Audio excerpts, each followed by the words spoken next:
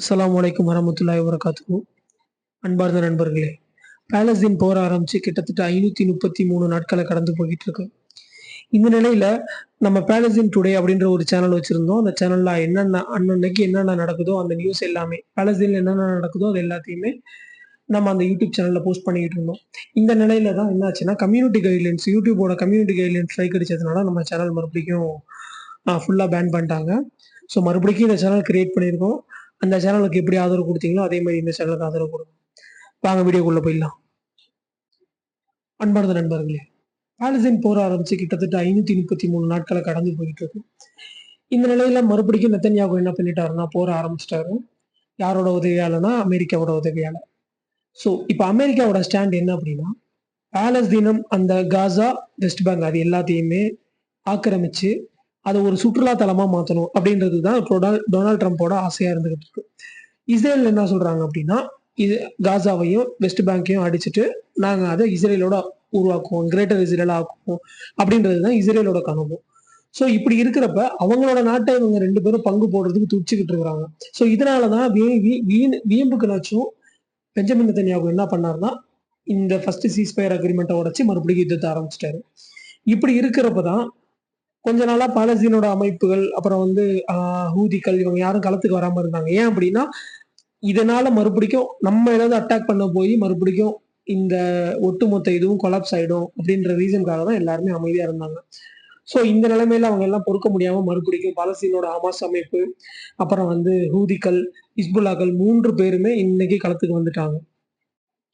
இவங்க களத்துக்கு வந்த விளைவா இப்ப என்ன ஆச்சுன்னா, அதாவது ஹூதி, ஹமாஸ், ஹிஸ்புல்லா 3 பேரும் இஸ்ரேல்ல இருக்கிற டெல்லவியூ, அப்புறம் அத சுத்தி இருக்கிற துறைமுக நகரங்கள், அது எல்லாத்தையுமே சரமாரியான ஏவுகணை தாக்குதல்கள வச்சு அடிக்க ஆரம்பிச்சுட்டாங்க. இதோட விளைவா என்ன ஆச்சுன்னா, இஸ்ரேல்ல எல்லா இடத்துலயுமே சைரன் ஒலி மறுபடியும் ஒலிக்கப்பட்டுருச்சு. இதுலேருந்து என்ன தெரியுது அப்படின்னா, 3 பேரும் மறுபடியும் கூட்டணி போட்டாங்க. பழைய மாதிரி போர் இன்னும் தீவிரமாயிட்டு இருக்கு. அது மட்டும் இல்லாம, பாலஸ்தீன்ல இருக்கிற ஜெனின் அமைப்பு, அவங்க என்ன பண்ணியிருக்காங்கன்னா, அவங்களும் அவங்க பங்குக்கு இஸ்ரேல தரைவழி தாக்குதல் மூலமா தாக்க ஆரம்பிச்சிருக்காங்க. இதுல பல இஸ்ரேலிய துருப்பு இன்னைக்கு மட்டுமே இறந்திருக்கிறாங்க. மொத்த கவுண்ட் என்னன்றது வந்து சரியா தெரியல. அதாவது எத்தன இஸ்ரேலிய துருப்புகள் இறந்திருக்காங்கன்ற கவுண்ட் இன்னும் சரியா வரல. அது வந்தவுடனே அதையுமே உங்களுக்கு அப்டேட் பண்றோம். ஸோ இதுலேருந்து என்ன தெரியுது அப்படின்னா, 3 அமைப்புகளும் சேர்ந்து மறுபடிக்கும் தரமான பதிலடிய இஸ்ரேலுக்கு திருப்பி குடுத்துக்கிட்டு இருக்காங்க. ஓகே. இப்படி இருக்கிறப்ப என்ன நடக்குது காசால?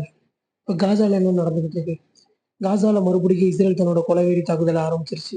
அதாவது வடக்கு காசால சில பகுதிகள்ல ஷெல் தாக்குதல்கள நடத்த ஆரம்பிச்சிருச்சு.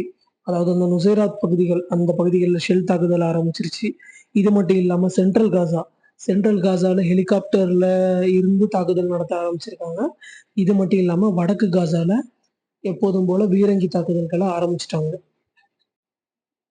இதுலேருந்து நம்ம இன்னொரு விஷயம் புரிஞ்சுக்கணும். என்ன அப்படின்னா, ஹமாஸ் தரப்புலேருந்து என்ன சொல்றாங்கன்னா, இன்னும் அவங்களோட உக்கிரமான தாக்குதல்கள நாங்க இன்னும் ஆரம்பிக்கல அப்படின்னு சொல்றாங்க.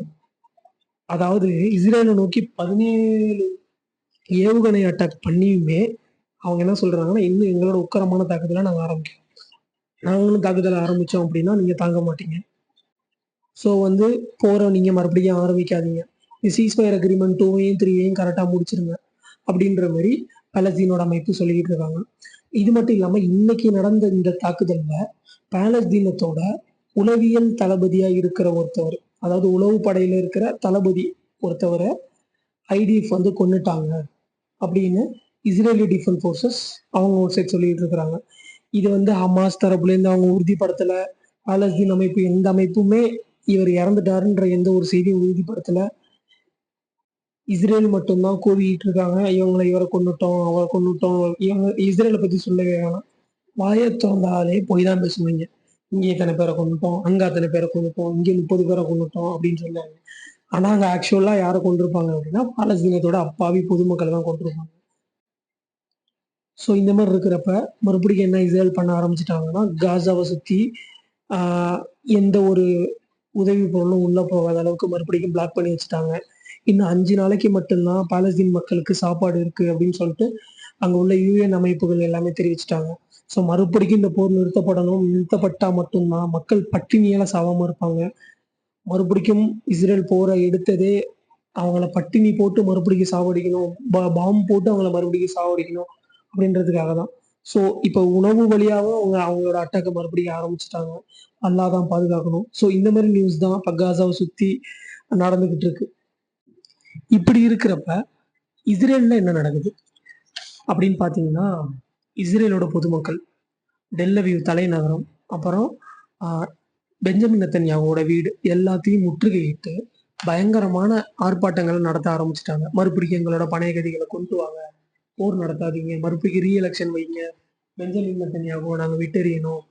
இப்படின்னு சொல்லிட்டு இந்த வாதங்கள வச்சு அங்க இஸ்ரேல்ல பெஞ்சமின் நெத்தன்யாகுவுக்கு எதிரா பல ஆர்ப்பாட்டங்கள் எல்லா இடத்துலயுமே நடத்தப்பட்டுக்கிட்டு இருக்கு. ஸோ இது இது இது சாதாரண ஆர்ப்பாட்டம் இல்ல. கிட்டத்தட்ட லட்சக்கணக்கான மக்கள் அங்க வீதியில இறங்கி போராடிக்கிட்டு இருக்காங்க. இது வந்து இஸ்ரேல்ல நடக்கிற இன்னொன்னு ஒண்ணு என்ன அப்படின்னா, இஸ்ரேல்ல நேத்து ஒரு வார் கேபினெட் நடந்திருக்கு. அதுல இஸ்ரேலோட முன்னாள் ராணுவ தளபதி என்ன சொல்றாரு அப்படின்னா, பாலஸ்தீன்ல கிட்டத்தட்ட நாங்க 1500 தாக்குதலுக்கு மேல நடத்தியிருக்கோம் அப்படின்ற மாரி சொல்றாரு. உடனே பெஞ்சமின் நெத்தன்யாகு என்ன பண்றாங்கன்னா, பெஞ்ச சத்தமா தட்டி, நீங்க எப்படி 1500 தாக்குதல் நடத்தினீங்க? நீங்க 5000 தாக்குதல்களுக்கு மேலலாம் நடத்தி இருந்திருக்கணும். அப்படின்ற மாரி தன்னுடைய ஒரு உண்மையான சைத்தான் முகத்த வெளிக்கொண்டு வந்தாரு. ஸோ அந்த 1500 தாக்குதல் நடத்துனதுக்கே காசாவே ஒரு எப்படி சொல்றது? இடிஞ்ச கட்டடங்கள் அவ்ளோ மோசமான நிலைமையில இருக்கு. இதுல 5000 தாக்குதல்கள் நடத்தியிருந்தாங்க அப்படின்னா, கிட்டத்தட்ட 10,00,000 20,00,000 பேருக்கு மேல சாவடிச்சிருப்பாங்க. ஸோ அத தான் பெஞ்சமின் நெத்தன்யாகு மறுபடியும் எதிர்பார்க்கிறாரு.